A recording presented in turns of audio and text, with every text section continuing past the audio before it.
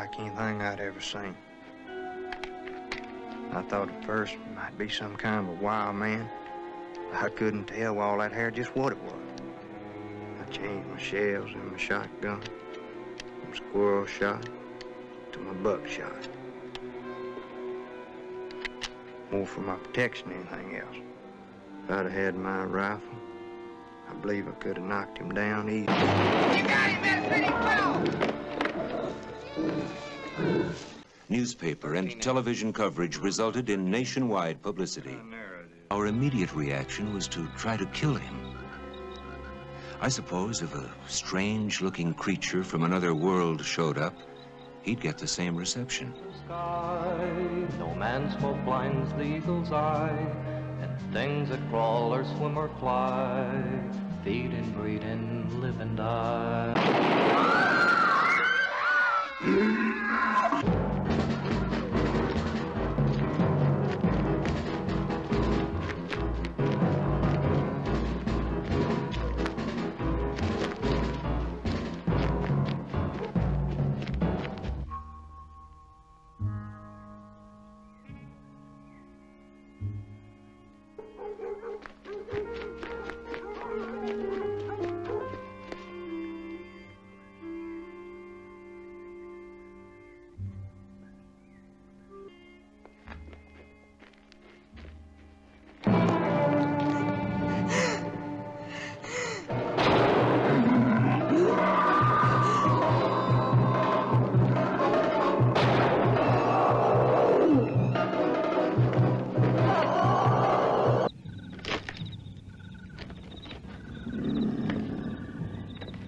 I seen him. He's coming around the porch.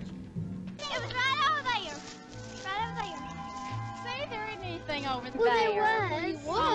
Right there. He was. That's where we saw him last.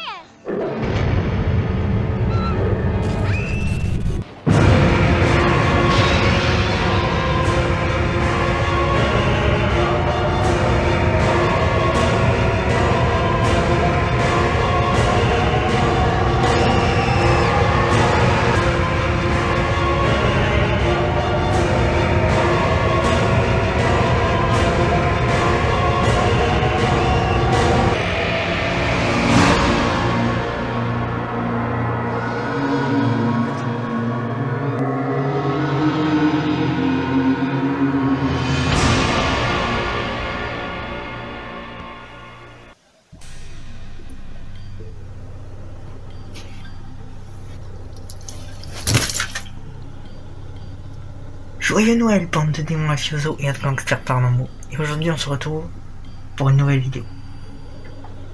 Alors je sais, on n'est pas encore Noël. Ok, je sais. Mais bon, j'avais envie déjà de m'avancer un peu. Mais aujourd'hui, même si je vous fais une vidéo en vous disant Joyeux Noël, je ne fais pas du tout une vidéo en rapport à Noël. Bon. Non. Aujourd'hui, je vais vous parler d'une légende. La légende de Boggy Creek. Bienvenue pour cet épisode des 66 666 milieux sous les ténèbres.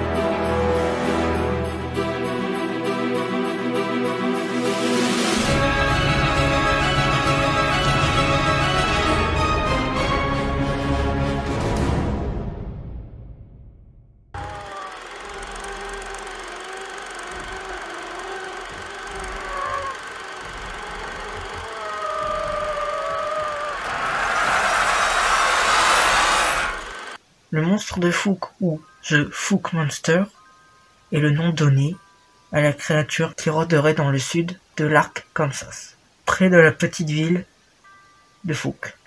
Au fil des ans, de nombreux témoignages émanant de citoyens respectés ont été recueillis par les autorités compétentes. Et la créature, donc le monstre de Fook ou Boggy Creek, a même inspiré plusieurs longs métrages, en particulier l'un des plus connus qui est réalisé sur le sujet, qui est The Legend of the Boggy Creek, donc la légende de Boggy Creek, qui est un film style documentaire d'horreur, qui est assez sympa.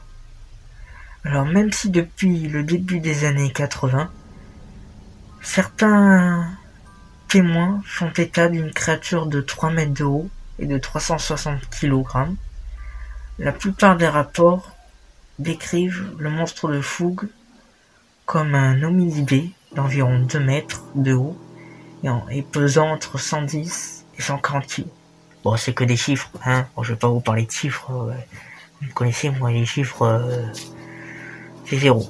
Et il serait entièrement recouvert de longs poils, tout noir et hirsute. Sa poitrine serait large d'1 mètre, les bras seraient particulièrement longs et il se déplacerait sur 2 jambes, tout comme un homme, mais très rapidement. Et son visage et son nez seraient simiesques, et sa peau brune et ses yeux rouges et sa bouche s'orneraient de longues canines. Et de nombreuses empreintes qui seraient censées appartenir à la dite créature ont été relevées. Une série ferait état d'un pied à 3 orteils, c'est assez curieux, qui mesure environ 43 cm de long et 18 cm de large. Et donc, le monstre de Fook vivrait dans la forêt, et il serait relativement pacifique, et se nourrirait de plantes et de restes dérobés. En résumé de sa description, le monstre de Fook, ou Boggy Creek, ressemble étrangement au Bigfoot, hormis la couleur des yeux et des empreintes de pas, qui, Bigfoot lui aurait 5 orteils, alors que le monstre de Fook lui n'en a que 3. Un petit différence, hein, quand même, on va pas se le cacher. Donc les premières observations de la créature datent du début du siècle précédent, donc le début du XXe siècle. Durant plusieurs décennies, la créature se montra discrète, prudente et craintive. Et puis brusquement, sans que l'on le sache vraiment pourquoi, en 1971, ces apparitions se firent plus fréquentes et les témoignages s'accumulèrent. Et les journaux qui se contentaient jusqu'alors de rapporter de timides manifestations s'intéressent à l'affaire. Et la créature devint alors célèbre dans tous les États-Unis et elle allait le rester jusqu'en 1973, date où ces apparitions devinrent moins courantes et plus discrètes. Et l'intérêt du public s'éroda alors et la créature retourna dans l'anonymat le plus total. Pourtant aujourd'hui encore, des témoins rapportent régulièrement avoir croisé celui que l'on appelle le monstre de Fook. Voici les dates et les conditions de ses plus importantes apparitions, du moins celles qui furent signalées.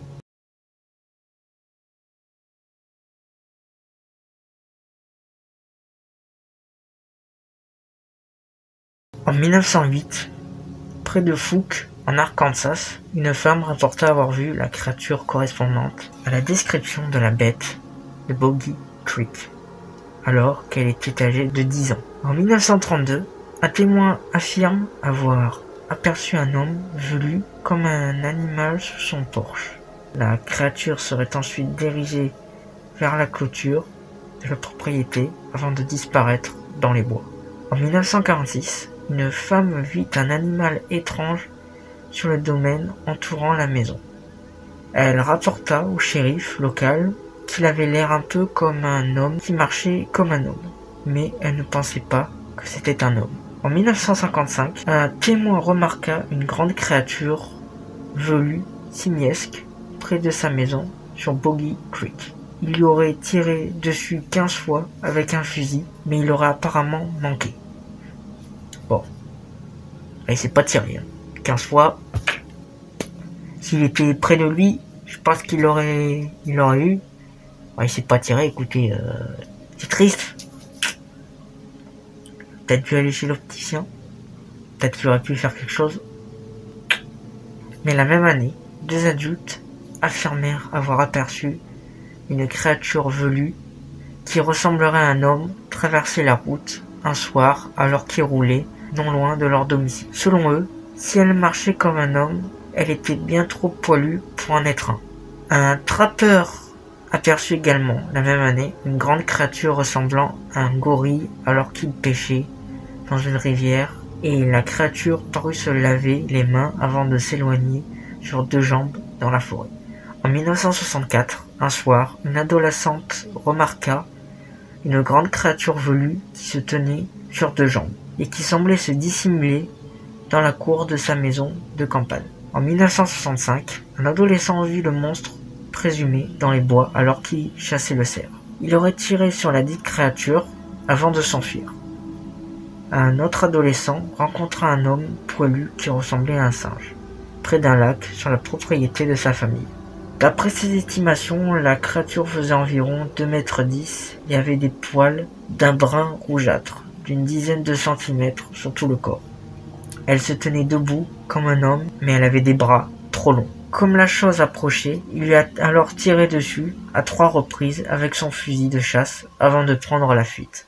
En 1965, une femme qui chassait le chevreuil aperçut une silhouette sombre qui courait comme un singe sur 2 jambes, le long d'un pipeline. La même année, un chasseur vit un animal poilu de 2,10 mètres de haut qui ressemblait à un homme dans les bois. Alors qu'il s'en approchait, la chose disparut dans les épaisses broussailles. En 1966, un conducteur de bus scolaire aperçut la créature alors qu'elle traversait la route tôt le matin. Au cours de la même année, Smokey Crabtree affirma qu'à plusieurs reprises, un monstre s'était approché de sa maison durant la nuit.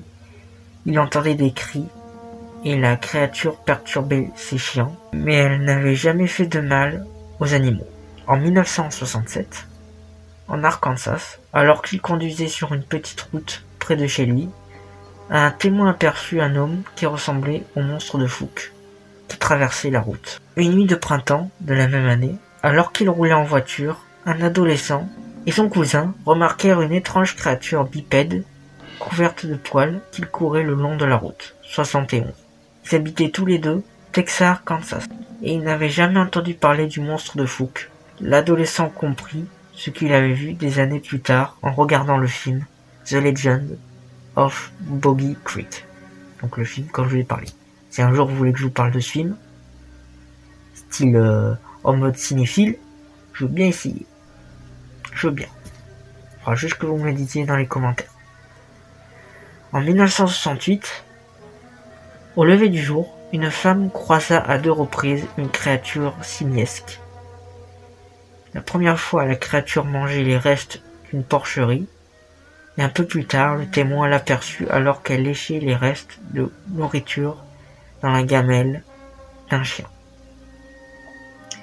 Selon sa description, la chose avait des poils sur tout le corps, un nez plat et brun, et des canines comme celles d'un chien ou d'un babouin. Au cours des années 70, un agriculteur remarqua une grande créature humanoïde couverte de poils qui marchait dans son pâturage.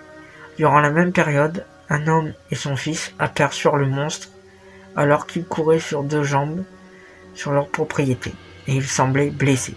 L'année 1971 fut particulièrement riche en témoignages. Le 1er mai, Bobby Ford, Elizabeth Ford, Don Ford et Charles Taylor affirmèrent qu'ils avaient aperçu la créature et qu'elle avait même attaqué Bobby. Selon Elizabeth Ford, la créature qu'elle avait tout d'abord pris pour un ours avait glissé l'un de ses bras velus par une fenêtre entrouverte de leur maison de location, alors qu'elle dormait sur un canapé. Puis, elle avait vu ses gros yeux rouges comme des charbons ardents et elle avait eu le souffle coupé. Fort heureusement, son mari, son frère, Don et Charles Taylor, qui revenaient tout juste d'une partie de chasse, avaient réussi à la mettre en fuite.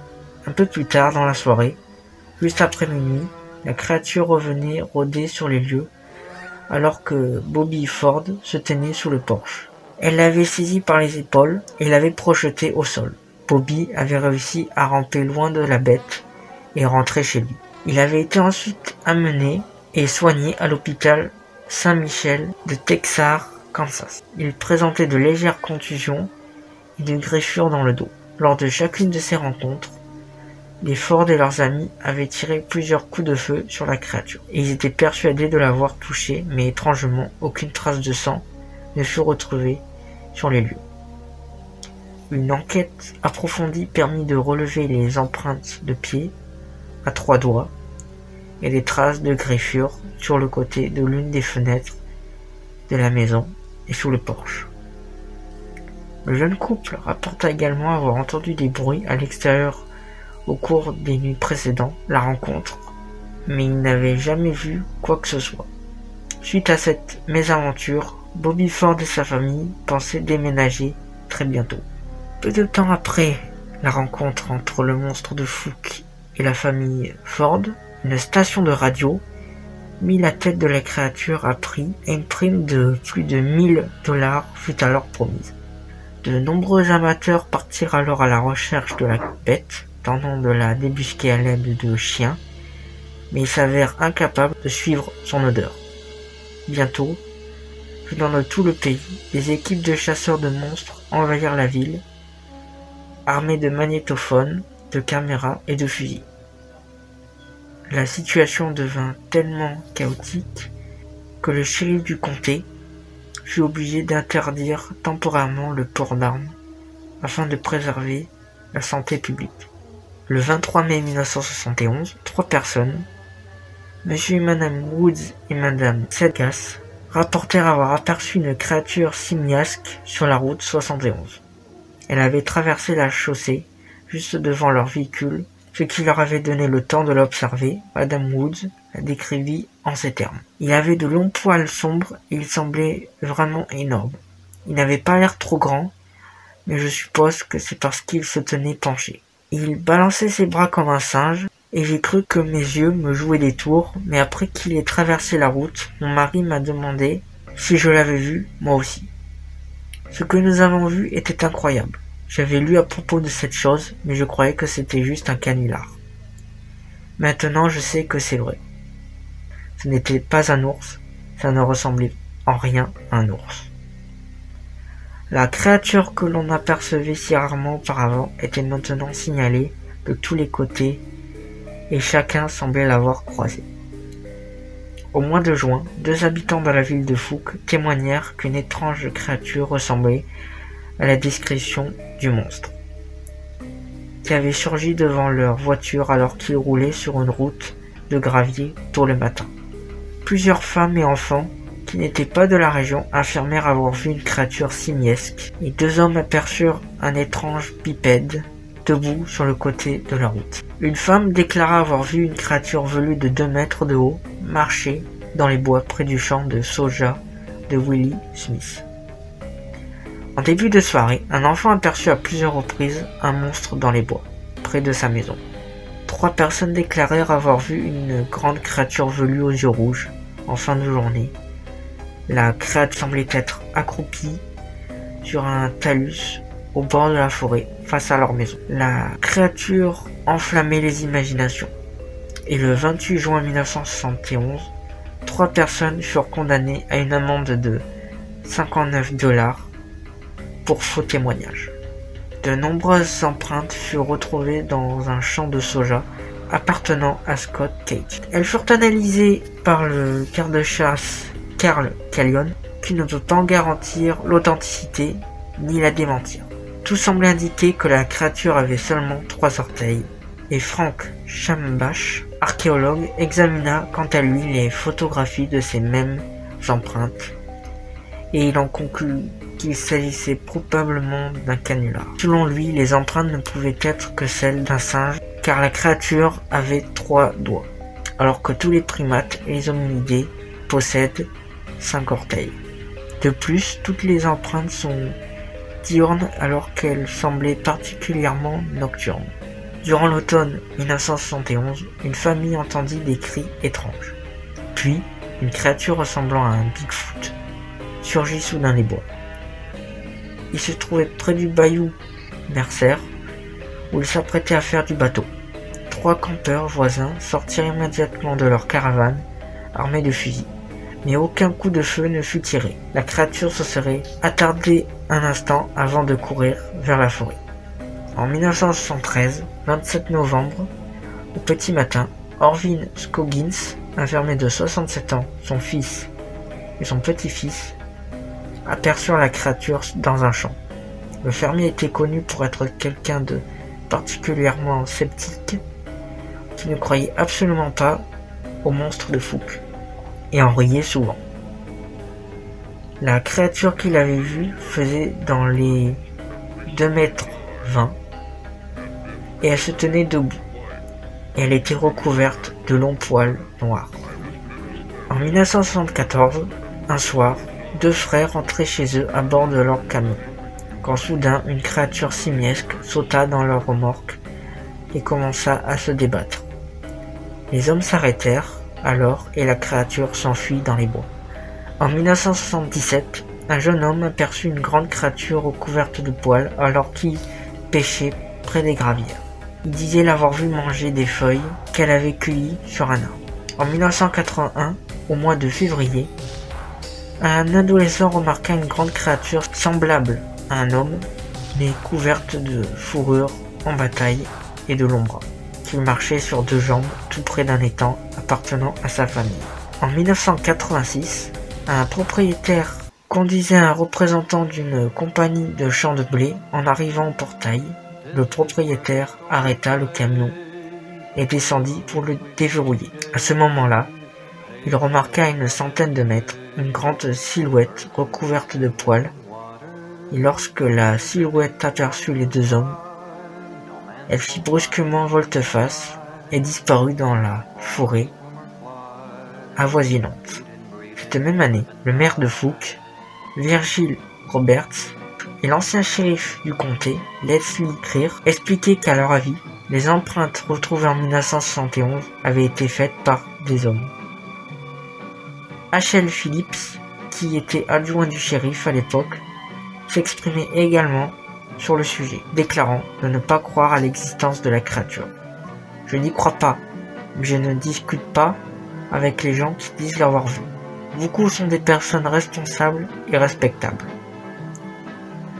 En 1990, au mois d'octobre, 2 hommes originaires d'Oklahoma sentirent une odeur âcre alors qu'ils conduisaient sur l'autoroute 71. Ils s'arrêtèrent alors et virent un homme de grande taille, couvert de poils noirs, hirsutes, courir vers la rive sud de la rivière Sulphur. La créature marchait, debout comme un être humain, pas comme un ours ou un gorille. En 1991, au cours du mois de novembre, 2 chasseurs découvrirent un grand squelette dans les bois. Ils étaient pratiquement intacts. Seul lui manquait la tête, la queue et les griffes. Ils supposèrent que les os pouvaient appartenir au monstre présumé et les apportèrent avec eux. En 1992, une nuit du mois d'octobre, vers 2 h du matin, 6 personnes, 5 jeunes hommes dans une voiture et un homme dans son camion, voyageaient sur la route 134 quand soudain ils aperçurent un grand animal, velu, qui traversait la chaussée. La créature faisait dans les 2,10 m, était volumineuse et recouverte de poils épais et touffus. Ils eurent clairement le temps d'observer sa silhouette alors qu'elle se trouvait éclairée par leur phare. Puis la créature pénétra dans un champ et disparut dans l'obscurité. Après sa disparition, les 6 hommes sortirent dans leur véhicule afin de discuter de l'incroyable chose qu'ils venaient de voir. Et non loin de là, 4 heures plus tard, une femme vit un animal qui correspondait à la description du monstre de Fouque qui traversait la route du comté. En 1996, un jeune homme et sa sœur rapportèrent avoir aperçu une grande créature recouverte de poils marcher sur 2 jambes à travers les bois alors qu'ils jouaient près de leur maison. En 1997, au mois de septembre, un homme qui réparait sa voiture dans l'allée de sa maison remarqua qu'une grande créature brun foncé le regardait debout dans les bois. Il s'approcha de la créature et l'observa durant plusieurs minutes, avant de se décider à aller chercher son arme. Il retourna donc chez lui, mais lorsqu'il revint, la créature avait disparu. Évidemment. Quelques minutes plus tard, il la retrouva assise dans la forêt. Il resta là, à l'observer, jusqu'à ce que le crépuscule l'oblige à rentrer. En 1998, au cours du mois de juillet, une femme qui faisait du babysitting aperçut une très grande créature velue qui semblait les observer depuis la lisière de la forêt. Effrayée, elle retourna rapidement dans la maison. En 2000, au mois de janvier, un chasseur rapporta avoir vu une créature velue ressemblant à un homme d'environ 2,50 m, marchant dans un champ de blé en fin d'après-midi, et la créature semblait posséder une forte odeur musquée. Courant octobre, au petit matin, un tireur à l'arc aperçut une grande silhouette noire s'approcher de la cible qu'il avait accrochée sur un arbre. Puis, la créature saisit la flèche qui venait de tirer avec une grande main noire très semblable à la main d'un gorille. Un soir de septembre de l'année 2011, alors qu'elle conduisait, une femme qui habitait près de Fouque vit une grande créature bipède, couverte d'une fourrure sombre qui se tenait debout à côté d'un tas de foin. Comme la voiture approchait, la créature s'élança brusquement sur la route. Elle courait sur ses deux jambes et semblait extrêmement rapide. Elle s'approcha 1 mètre de la voiture et lorsque la conductrice ralentit, elle disparut dans les broussailles. En 2012, une journée du mois d'octobre, un homme de la région vit une étrange créature simiesque, poilue, courir au travers d'une route à quelques kilomètres de Fouque. Le témoin estima que la créature correspondait à la description du monstre de Fouque et que ce n'était pas un animal ordinaire. En parcourant ces différents rapports, l'on comprend aisément pourquoi cette étrange créature fait preuve d'une telle discrétion. Chaque année, de nouvelles apparitions sont signalées aux organisations concernées et personne n'a pour le moment de théorie quant à la nature du monstre de Fouque. Eh bien, j'espère que cette vidéo vous aura plu, mes petites abeilles et mes petits diablotins. Elle était assez longue, je sais, mais bon, j'avais envie un peu de changer, de vous parler en détail de cette légende que j'adore. Franchement, cette légende, elle est... Waouh. Bon, vous vous doutez, le monstre de Fouque est littéralement une sorte de Bigfoot. Ça, vous l'avez remarqué, à part qu'il a quelques différences avec notre cher Sasquatch, dans le sens où déjà notre cher Bigfoot a 5 orteils et généralement le poil un peu long encore, c'est court comme celle d'un gorille, et aurait à peu près les yeux bruns ouverts. Là, il a les yeux rouges et 3 orteils. Bon, peut-être un cousin, hein, un nouveau Sasquatch. Ouais. Il y a déjà le Yeti, alors pourquoi pas un troisième? Ouais. Bon, sinon c'est tout pour moi. J'espère que cette légende urbaine vous aura plu. N'hésitez pas à me dire dans les commentaires ce que vous en avez pensé. Si vous voulez que je vous parle du film qui parle de la légende du monstre de Fouque, dites-le moi dans les commentaires et je vous ferai ça. Sur l'heure, regardez sous votre lit, dans votre placard et dans les recoins sombres de votre maison, car on ne sait pas ce qui peut s'y cacher. Et je vous souhaite de bonnes nuits au terrain. Allez, ciao.